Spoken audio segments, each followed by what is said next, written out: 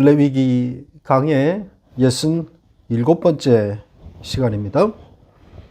자, 레위기 24장 5절로 9절입니다. 같이 읽겠습니다.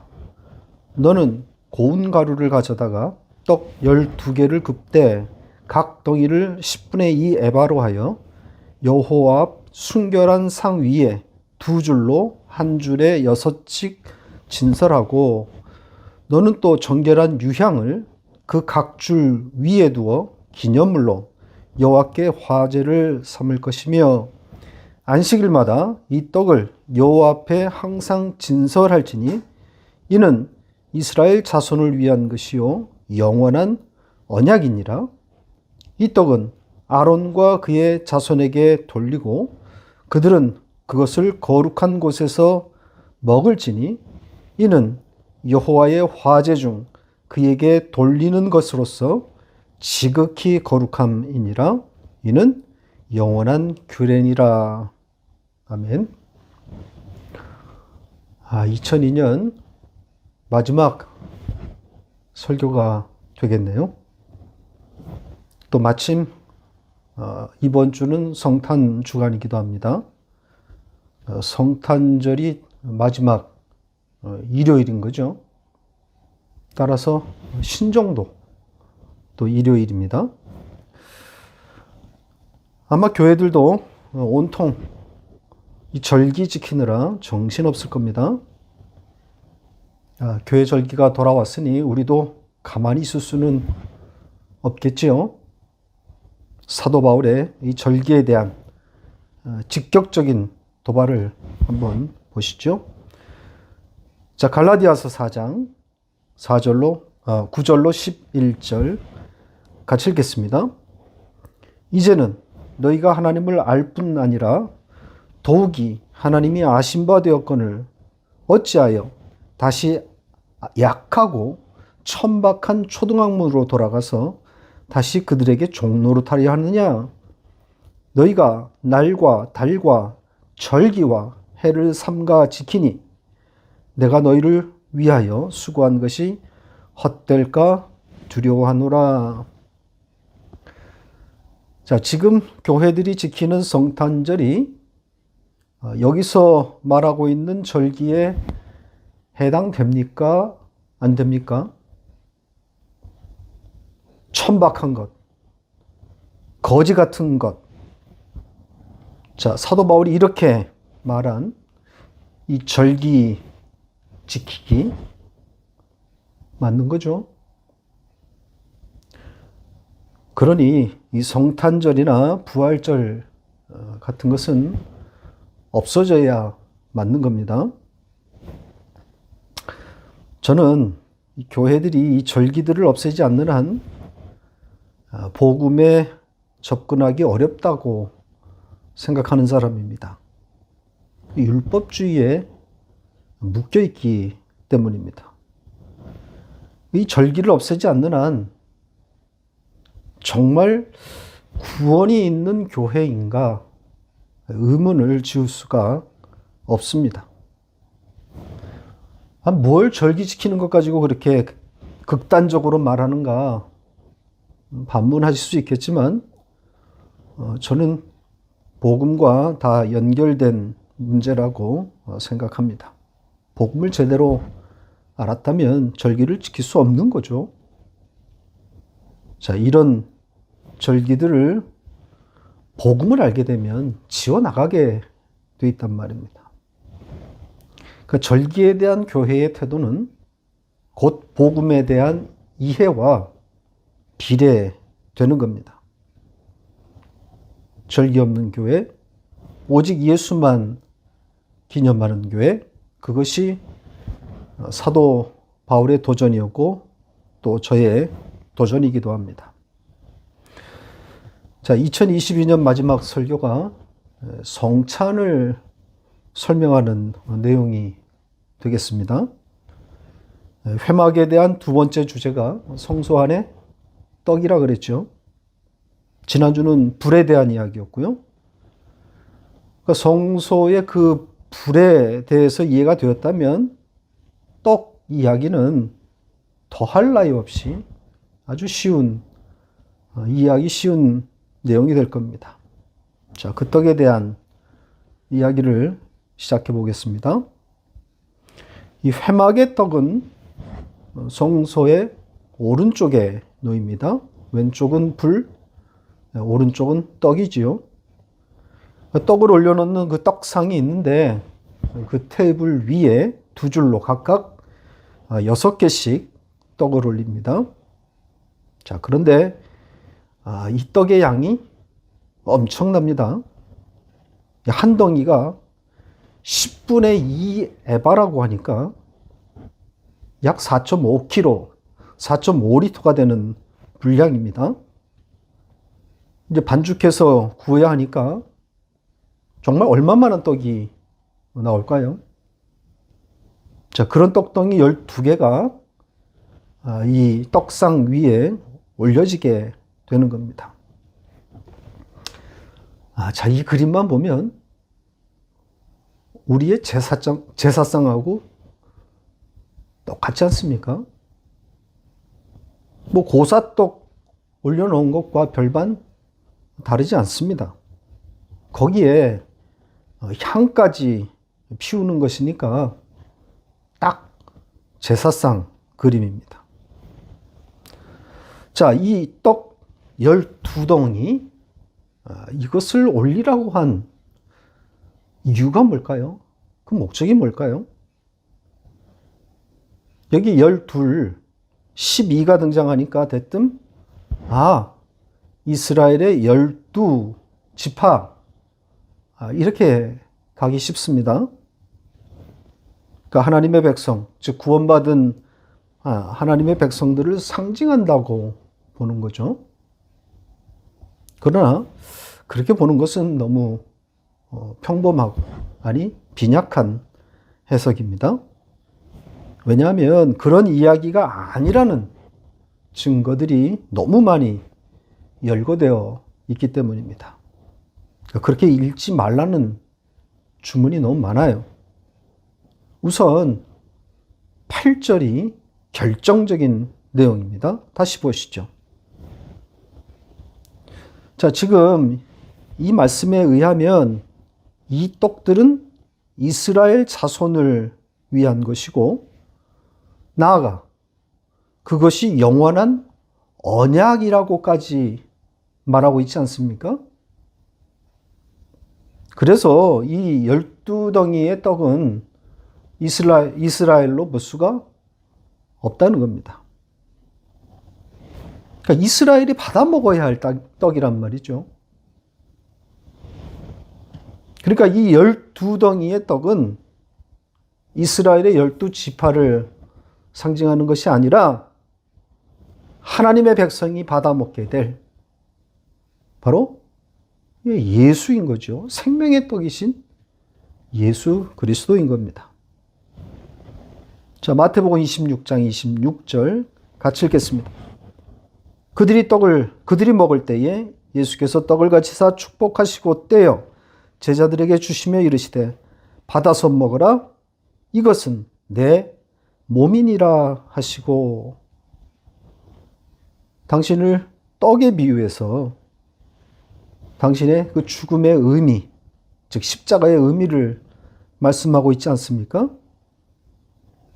그러니까 당신을 먹으라고 하는 것은 그 예수와 함께 하나가 되는 신비적 연합을 의미하는 거란 말이죠. 자, 요한계시록 3장 20절도 보겠습니다. 같이 읽겠습니다. 볼지어다 내가 문 밖에서 서서 두드리노니 누구든지 내 음성을 듣고 문을 열면 내가 그에게로 들어가 그와 더불어 먹고 그는 나와 더불어 먹으리라. 아주 유명한 말씀이죠. 자, 여기서도 이 먹는다는 표현이 등장합니다. 더불어 먹는다고 하지 않습니까? 그런데 여기서는 정작 무엇을 먹는가에 대한 언급은 없습니다. 그러니까 먹다의 목적어가 생략되어 있단 말이죠. 뭐 이걸 트집 잡아서 예수와 우리가 함께 먹을 수 있는 것이 무엇이냐? 자, 이렇게 끌고 가면 시간만 낭비하는 겁니다. 지금 여기서 주님이 말씀하시려고 한 것은 더불어 먹는다는 겁니다. 그러니까 무엇을 먹느냐의 문제가 아니라 함께 있다는 것을 말씀하고 있는 거란 말이죠. 그 신비한 연합을 말하고 있는 겁니다. 하나됨인 거죠. 그 생명의 떡을 받아 먹음으로 일체가 되는, 주님과 일체가 되는 그 놀라운 연합을 말하고 있습니다. 자, 그런데다가 이 12개의 떡덩이가 영원한 언약이라고 하지 않습니까? 엄청난 내용입니다. 영원할 수 없는 한낱 그 떡덩이가 어떻게 거기에다 영혼을 붙일 수 있습니까? 그러니까 문자적인 뜻은 전혀 없는 거죠. 상징이란 말입니다. 상징으로 읽을 수밖에 없어요. 그런데다가 언약, 즉 약속이라고 하지 않습니까? 그 빵에 약속이 들어있다는 겁니다. 언약을 담았다는 거죠. 상징입니다. 따라서 이 12덩이의 떡은 예수 그리스도 외에 다른 해석의 여지가 없습니다. 이스라엘이 받아 먹어야 할 떡이요, 또 영원한 약속입니다. 예수 그리스도밖에는 다른 선택이 없어요. 그러니까 하나님의 택한 자들, 이스라엘을 위해 주시는 생명의 떡이고 아버지의 영원한 약속이 담겨 있는 바로 예수 그리스도인 겁니다. 자, 이렇게 결정적인 내용 외에도 오늘 본문 안에는 이 떡이 예수 그리스도임을 말하고 있는 여러 증거들이 있습니다. 차례대로 좀 보죠. 7절을 보세요. 같이 읽겠습니다. 너는 또 정결한 유향을 그 각줄 위에 두어 기념물로 여호와께 화제를 삼을 것이며. 자, 이 떡을 기념물로 여호와께 태우라고 되어 있죠. 기억하라는 뜻입니다. 자, 그러니 이 기억해야 할 이 기념물 누구겠습니까? 예수밖에 없는 거죠. 다른 해석이 없어요. 자, 이 기념물에 대해서는 우리가 레위기에서 여러 번 다룬 바 있습니다. 이 단어가 성경에 7차례 등장하는데 레위기에만 6번 나왔습니다. 물론 동사형 기억하다, 이 단어는 수백 번 성경에 나와 있고요. 이렇게 명사로 등장하는 경우는 7번밖에 없습니다. 한 구절만 보고 가죠. 레위기에 처음 등장한 레위기 2장 9절입니다. 같이 읽겠습니다. 그 소재물 중에서 기념할 것을 가져다가 제단 위에서 불사를 지니 이는 화제라, 여호와께 향기로운 냄새니라. 여호와께 향기로운 냄새가 되는 그 제물, 그리고 그 기념할 것, 여긴 기념할 것으로 번역했죠. 그 기념물이 누구겠습니까? 예, 하나님이 받으시는 향기, 예수 그리스도밖에 없는 거죠. 보세요. 에베소서 5장 2절 같이 읽겠습니다. 그리스도께서 너희를 사랑하신 것 같이 너희도 사랑 가운데서 행하라. 그는 우리를 위하여 자신을 버리사 향기로운 제물과 희생제물로 하나님께 드리셨느니라. 예수를 향기로운 제물이라고 하지 않습니까? 우리를 위해 자기를 버려서 하나님의 희생제물이 되었단 말이죠. 자, 그러니 어떻게 하라는 겁니까? 여기에 사랑 가운데 행하라 이렇게 되어 있습니다. 이거 오해될 만한 번역이지요. 예수가 자신을 버려 희생물이 되어 우리를 사랑하셨는데, 그러니 우리더러 그 사랑을 실천하라. 자, 이게 문맥에 맞습니까? 더구나 여기의 사랑은 아가페의 사랑이란 말입니다. 아가페예요. 그 사랑을 우리더러 지금 하라는 거잖아요. 그게 가능합니까? 지금 여기에 행하라 이렇게 번역된 단어 때문에 혼동이 생긴 겁니다. 실천하라로 오해될 수 있는 거죠. 자, 그런 의미가 아닙니다. 그런 단어가 아니에요. 이 사랑 가운데 행하라, 이것은 사랑 안에 머물러 있으라, 이런 뜻입니다. 지금 이 행하라 라고 번역된 페리파테오, 페리와 파테오의 합성어인데 그 주변을 맴돌다, 그 주변의 흔적을 밟다, 이런 뜻이에요. 그러니까 예수 그리스도의 그 아가페의 사랑 안에, 그 흔적 안에 머물러 있으라는 거예요. 그분 곁에 있으라는 겁니다. 그 사랑을 곱씹으라는 뜻입니다. 우리 성경 번역의 고질적인 문제입니다.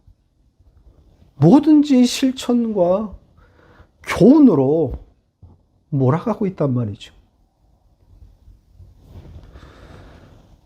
기념물 이야기를 하다가 좀 흘렀는데, 자, 교회는 예수 외에 다른 어떤 것도 기념이 되어서는 안 됩니다.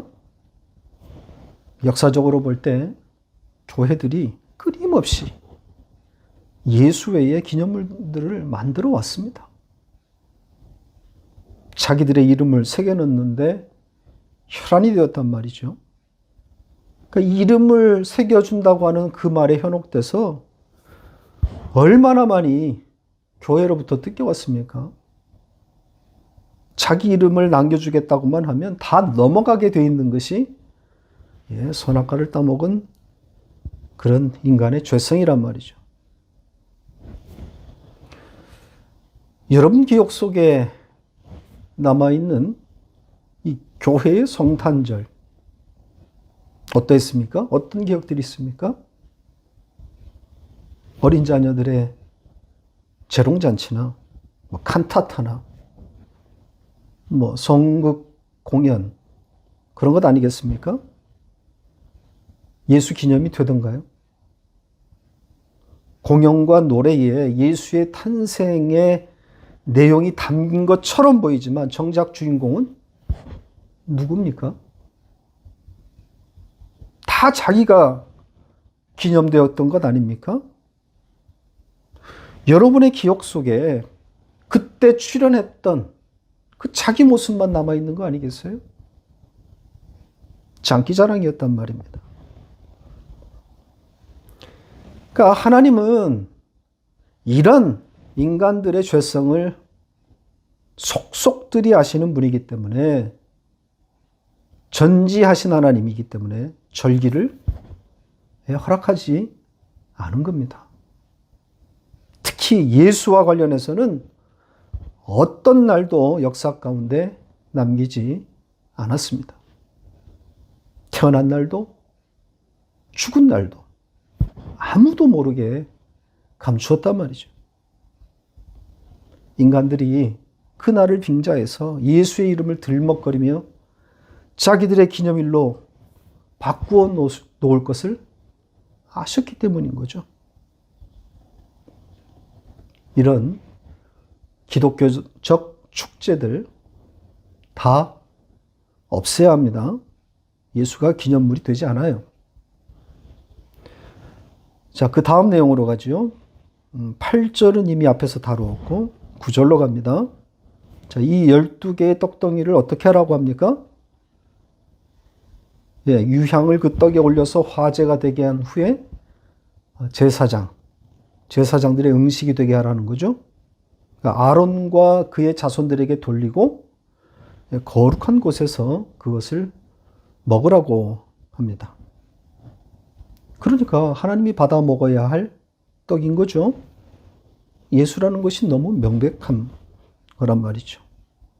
자, 요한복음 6장을 보겠습니다. 32절로 35절 같이 읽겠습니다. 예수께서 이르시되 내가 진실로 진실로 너희에게 이르노니 모세가 너희에게 하늘로부터 떡을 준 것이 아니라 내 아버지께서 너희에게 하늘로부터 참떡을 주시나니 하나님의 떡은 하늘에서 내려 세상에 생명을 주는 것이니라. 그들이 이르되 주여 이 떡을 항상 우리에게 주소서. 예수께서 이르시되 나는 생명의 떡이니 내게 오는 자는 결코 줄이지 아니할 터이요 나를 믿는 자는 영원히 목마르지 아니하리라. 떡에 대한 기가 막힌 내용입니다. 하늘로부터의 참떡, 진짜 떡, 하나님의 떡, 생명의 떡.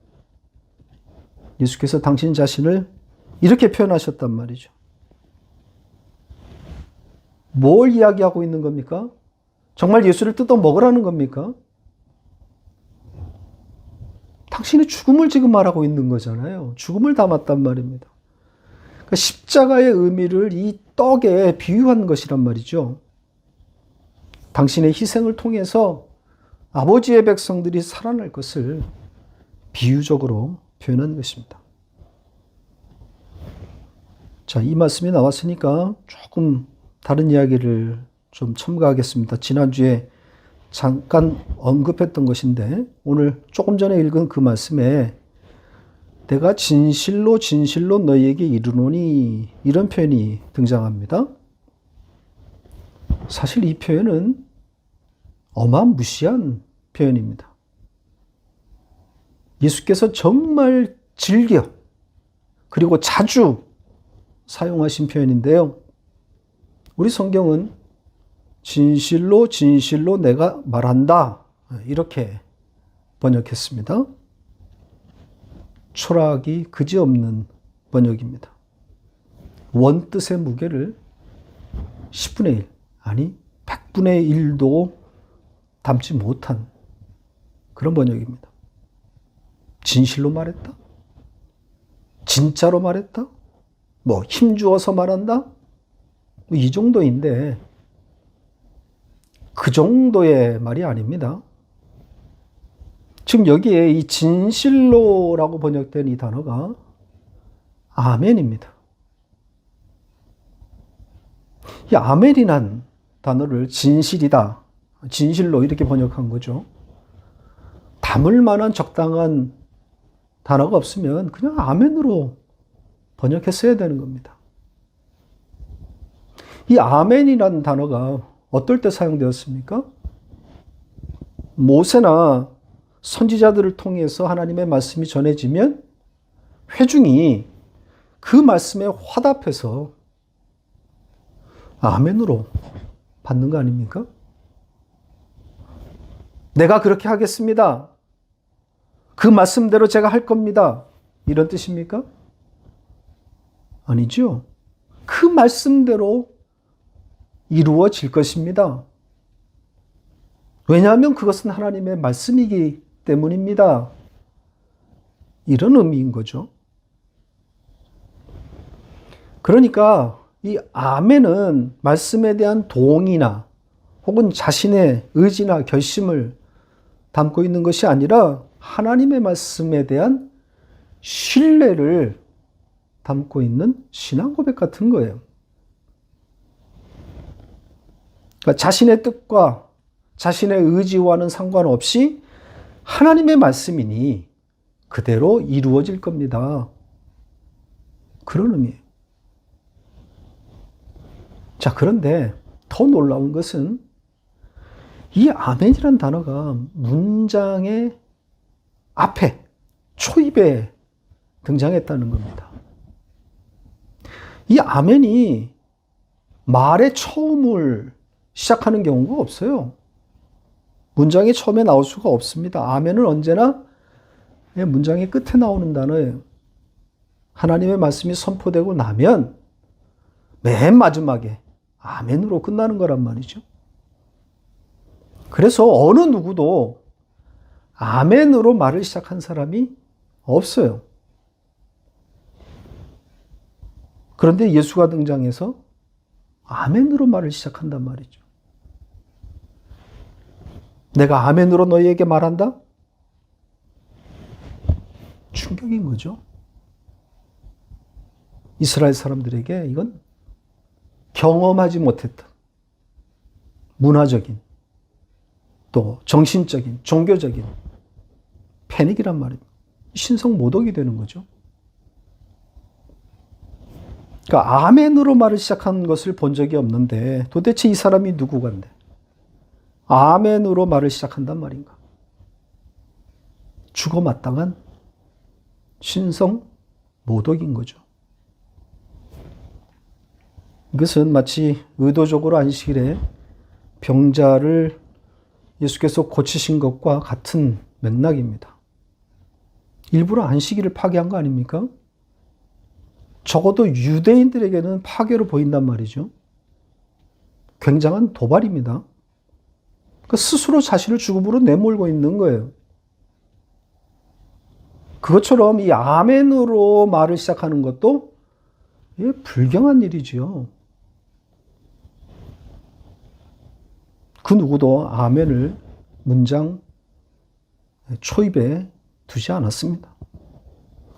죽음을 재촉하는 일이. 자, 그러나 예수 그리스도가 진리라는 것을 아는 우리 입장에서 보면 이 틀린 이야기가 아니잖아요. 당연한 거 아닙니까? 그분 스스로가 진리이기 때문에 내가 이제부터 진리를 말하겠다. 당연한 거 아닙니까? 불경도 신성모독도 아닌 거죠. 진리를 설파하시겠다는 서문과 같은 겁니다. 내가 지금부터 진리를 말하겠다. 잘 들어라 이놈들아. 나 죽일 생각만 하지 말고 진리에 귀를 기울여라. 이런 겁니다. 자, 회막 안의 떡 이야기를 하다가 조금 다른 이야기가 되었는데요. 자, 그 떡이 하나님의 백성을 상징하는 것이 아니라 바로 예수 그리스도 그분을 향하고 있는 겁니다. 그 하나님의 백성들이 받아 먹어야 할 하늘로부터의 산떡, 참떡, 진짜 떡인 거죠. 생명의 양식인 겁니다. 그래서 그 떡을 9절에서 뭐라고 합니까? 9절을 다시 보시죠. 같이 읽을까요? 이 떡은 아론과 그의 자손에게 돌리고 그들은 그것을 거룩한 곳에서 먹을지니 이는 여호와의 화제 중에 그에게 돌리는 것으로서 지극히 거룩함이니라. 이는 영원한 규례니라. 자, 이 떡을 아론과 그의 제사장들에게 먹게 하는데 그것이 지극히 거룩한 것이라고 하지 않습니까? 원문은 거룩 그리고 또 거룩입니다. 그걸 지극히 거룩이다 이렇게 번역한 거죠. 그러니까 이 떡이 지존의 거룩이라는 거예요. 거룩 그 자체이다 이런 뜻입니다. 그러니까 여기서도 이 떡은 진리 그 자체이신 지존의 거룩이신 바로 예수 그리스도인 것이 명백합니다. 그런데다가 이 떡이 곧 영원한 규례이다 이렇게 되어 있어요. 뭐 다시 설명하지 않아도 되겠죠. 이것은 영원한 규례다. 영원한 법이다. 그러니까 이 떡은 고스란히 예수 그리스도를 담고 있는 겁니다. 다른 해석은 가능하지 않아요. 우리가 받아 먹어야 할 바로 그 떡을 말하고 있는 겁니다. 말씀을 맺겠습니다. 회막 안에 이 불과 떡을 살펴보았는데 결론은 모두 누구의 이야기였습니까? 예수의 이야기죠. 그 불도 예수요. 그 떡도 예수란 말입니다. 그러니까 성전을 성전되게 하시고 또 받아 먹도록 자신을 내어주시는 하늘로부터의 산 떡, 바로 예수 그리스도인 거죠. 이렇게 성경은 예수 그리스도밖에 없습니다. 이렇게 하세요. 저렇게 사세요.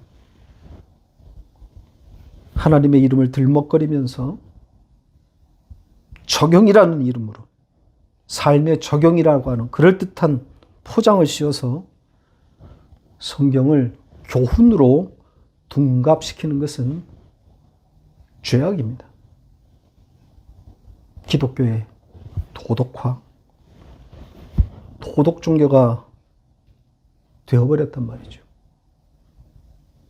무늬만 십자가일 뿐 십자가의 의미는 퇴색돼 버렸습니다. 마이클 홀튼 교수가 표현한 것처럼 Christless Christianity, 그리스도 없는 기독교인 거죠. 그리스도가 없으면 기독교가 될 수 없는 것 아닙니까? 사실 이 홀튼 교수의 이 표현은 모순이란 말이죠. 그리스도 없는 기독교? 존재하지 않잖아요. 그러니까 오늘날의 교회를 이 모순적인 표현에다가 담아놓은 거죠. 그만큼 심각하다는 겁니다. 어떤 하나의 현상만 보고 이야기하는 게 아니라는 거죠. 본질을 들여다볼 때 그리스도가 없다. 십자가가 없다. 구원이 없다. 과연 오늘날의 교회에 구원이 있느냐? 근본적인 질문을 던져봐야 하지 않겠습니까? 과감히 교훈을 버리고 예수께 돌아오십시오. 예수만 배우면 됩니다. 교훈과 도덕 따위는 개나 주세요. 그런 건 세상이 더 잘 가르치고 있습니다. 성도는 예수와 하나님의 나라에 집중하는 것입니다.